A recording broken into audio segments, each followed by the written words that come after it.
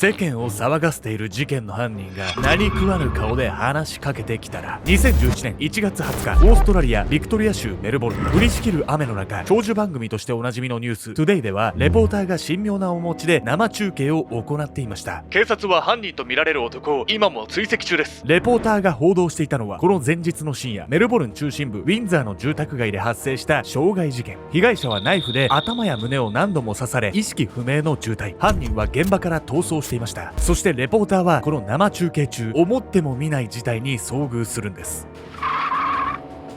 突如レポーターの背後に止まった赤い乗用車。運転していた男は窓を開け、カメラに向かっておどけたようにキャップを振りながら何かを叫んでいました。顔をしかめながら男を追い払うようなジェスチャーを送るカメラマン。しばらくすると男は車を発進。その振る舞いは一見、ただカメラに映りたかっただけの野じ馬にしか見えませんでした。しかし男はこの時カメラに向かってある重大な事実を告げていたんです。その事件、犯人は俺だよ。事件を報道するカメラへ向かい、自身の正体をアピールした犯人。逃走中の身にもかかわらず、おどけた振る舞いで挑発をするその犯人は一体何者なのか。暴走した男の向かう先には、多くの命を奪う惨劇が待ち受けていたのです。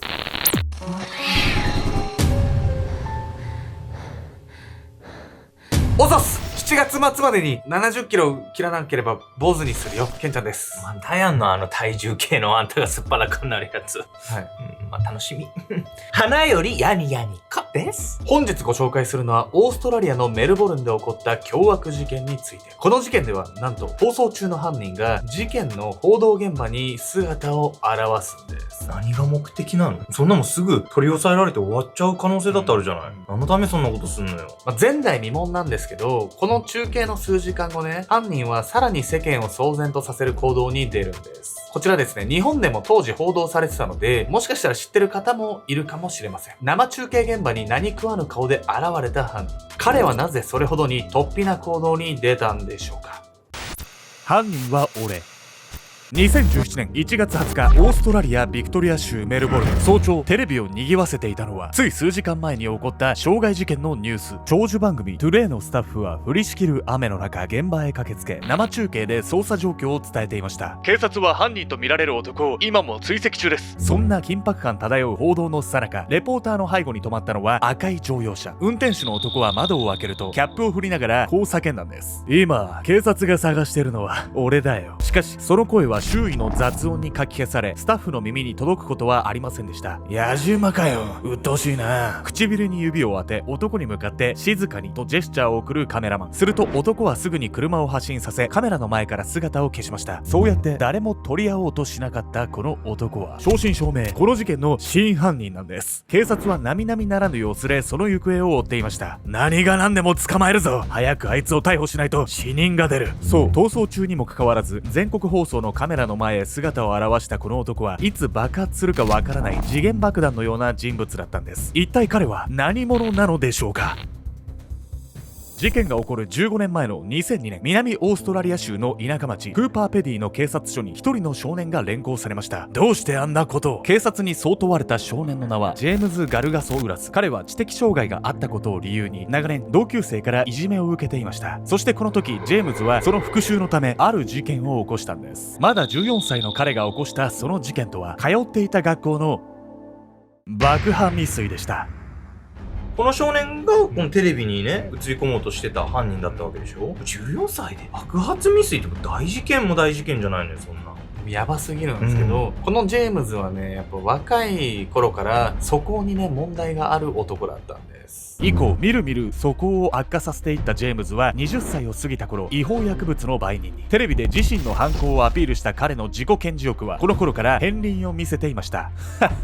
最高の気分だぜ。 YouTube にアップロードされたのはジェームズが違法薬物でハイになっている姿。多くの犯罪者が隠れて薬物を使う中、ジェームズはその姿を大っぴらに世間にアピールしていました。このほかジェームズは無免許運転、暴力行為、警察への暴行、勾留中の逃亡などありとあらゆる犯罪を繰り返し、何度も警察に逮捕されます。そんな生活を送るうち、彼の犯罪記録は読み上げるのも苦労するほどの量に増えていったんです。絶絶対に監視しとかないといけないやつじゃないこれ。嫌な予感しかしないわよ。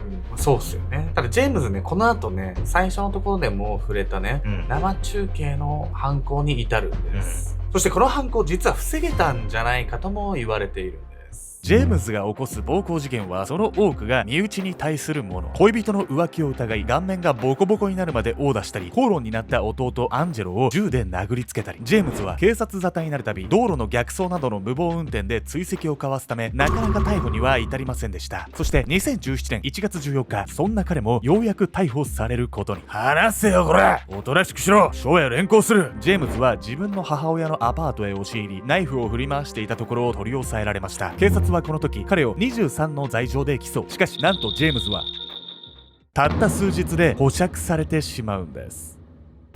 実はこのことは警察にとっても不本意な出来事。当時ビクトリア州では法的資格のないボランティアも保釈の判事として働くことができました。そしてこの日ジェームズの保釈を担当したのは無資格のボランティア。なんと判事はジェームズに数多くの前科があること、また薬物によって精神が不安定なことを伝えられていなかったというんです。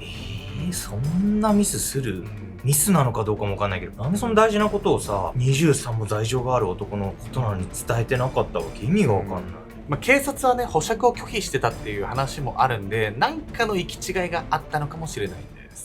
案の定この保釈は大きな間違いでした。保釈後ジェームズは母親のボーイフレンドに暴行し、無理やり車のキーを奪って逃走。警察の追跡をかわし、再び母親のアパートへ向かいました。するとそこにいたのは先日ジェームズに殴られて怪我をしたばかりの弟アンジェロ。ジェームズはそんな弟の姿を見るなり、こんな話を切り出したというんです。地球に衝突する彗星のことを知ってるか？地下シェルターはどこにあるんだ？なぜ教えない？みんな死んでしまうぞ。違法薬物でハイになり、ありもしない妄想話を繰り返すジェームズ。弟アンジェロは一切悪びれる素振りのない兄の姿にもはや我慢の限界を迎えていました。もう頼むから俺たちに関わらないでくれ。そう吐き捨てアパートを飛び出したアンジェロ。するとすぐさまジェームズはその後を追いかけてきたんです。そして彼は包丁を持ったまま弟に突進。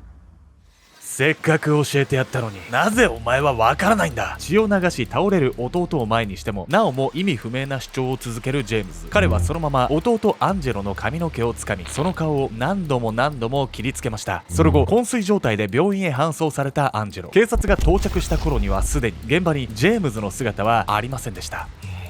言ってることもやってることも何一つ理解できないし、意味不明なんだけど、これ全部その違法薬物のせいなわけ？これって。そうなんですけど、人はね、薬物に手を出すとどうなるのかっていう話なんです。というわけで本日のメトラキーワード、薬物依存症について。違法薬物の多くは脳内報酬系の快感中枢を刺激する性質を持っています。この快感中枢は本来は何らかの努力の結果が実った際に快感をもたらしてくれるもの。違法薬物はそんな努力のプロセスを飛び越えて快感が得られてしまう非常に危険なものなんです。一度何の努力もなくその快感を得られると、人は何度も違法薬物にすがるようになってしまいます。さらに何度も摂取していると耐性が生まれて快感が得られにくくなるため、摂取量も回を追うごとに増加していくんです。そうやって摂取量が過剰になるにつれ現れるのが幻覚、幻聴、妄想などの症状。傷害や殺人などの凶悪犯罪に発展するケースも珍しくありません。こうして傷害事件を起こした翌朝、警察に追われていることを知りながらテレビカメラの前に堂々と姿を現したジェームズ。どうにも理解しがたいその行動は、ここから彼がさらなる惨劇を巻き起こす前兆だったんです。男を病院送りにして逃走を続けるジェームズ。その強行は歯止めの効かないものになっていくんです。惨劇の幕開け。ジェームズが生中継現場に現れたその日の午前11時30分頃、警察はある女性に事情聴取を行いました。それでジェームズはこの後の行動について何か言っていませんでしたが、警察が問いかけたその女性はジェームズの恋人。そう、彼女はこの直前までジェームズと行動を共にしていました。その日ジェームズを止めようとしたところ、そのまま拉致されてしまったという恋人。警察は2人が乗っている車を見つけ追跡したのですが、このことに気づいたジェームズは恋人を車から突き落とし全速力で警察を振り切ったんです。そしてこの後ジェームズの恋人が警察に告げた一言がまたしても事態を一変させるんです。この動画を見ているメトラの皆さんは冒頭のシーンで警察が言っていた次の言葉を覚えているでしょうか？早くあいつを逮捕しないと死人が出る。警察がジェームズをそれほどまでに危険視していたのは、この次の恋人の発言があってのものだったんです。このままじゃ大変なことになります。ジェームズは言ってたんです。警察に追いつかれたら街中の人を引き殺すって。やばいことになっちゃうじゃん。どうにかして早く捕まえないと。そうなんです。警察はね、ここから非常に難しい判断を迫られることになるんです。どんな手を使ってもあいつを捕まえろ。体当たりしても何でもだ。一般市民に危険が及びつつある状況を受け、そう覚悟を決めた現場の捜査員たち。しかし警察司令本部の考えは違っていました。ジェームズ・ガルガソウラスに対する無理な追跡、妨害を禁止する。安全な距離から秘密裏に捜査を続けよう。なぜですか？奴は街中の人を引き殺すと言ってるんですよ。差し迫る状況の中、食い違う現場と本部の主張。結局司令本部からの命令は絶対で、捜査員たちはジェームズを刺激しないように遠巻きからの追跡を続けるほかありませんでした。ただその状況の中、捜査員の中にはジェームズに直接交渉を試みる人物も。その人物とはつい数日前ジェームズの取り調べを担当したマレー・ジェントナー警部補。ジェントナー警部補はジェームズのスマホへ次のようなメッセージを送信しました。ジェームズ、今すぐ電話してくれ。時間がないんだ。するとジェームズからは返信が返ってきたものの、刑務所で死ぬか警察から逃げようとして死ぬか、選択肢は2つさ。私は未来を語る。私には知識がある。彼から届くメッセージはどれも要領を得ないものばかり。そうこうしているうちについには返事が来なくなってしまうんです。こんなことはやめてくれ。俺と会ってくれ。返事がなくなったジェームズへ引き続き必死にメッセージを送り続けるジェントナー警部補。その時でした。大変です。奴の車が駅前の交差点に向かっています。ジェームズを追っていた捜査員の一人が慌てた様子でそう叫びます。人通りの多い交差点を目指し進むジェームズ。そう、惨劇の時間は刻一刻と迫っていました。2017年1月20日午後1時半、メルボルンの中心部フリンダースストリート駅前の交差点に赤い乗用車が現れた。ぐるぐると旋回し、誰の目に見ても異様な挙動を見せる赤い車。買い物に訪れていた人々は怯えた様子でその車を見ていた。なんなのあれ、怖い。駆けつけた捜査員たちは声を張り上げ、それぞれ対応に走る。なんとしても止めろ。歩道を封鎖だ。しかしもはや手遅れだった。突如歩道へと乗り上げ、群衆へ突っ込んだ赤い車。逃げ惑う人々を気にする素振りもなく、車は猛スピードで歩道を突き進んでいく。歩行者がはねられました。街中の人を引き殺す。ジェームズが言ったその言葉が現実になった瞬間だった。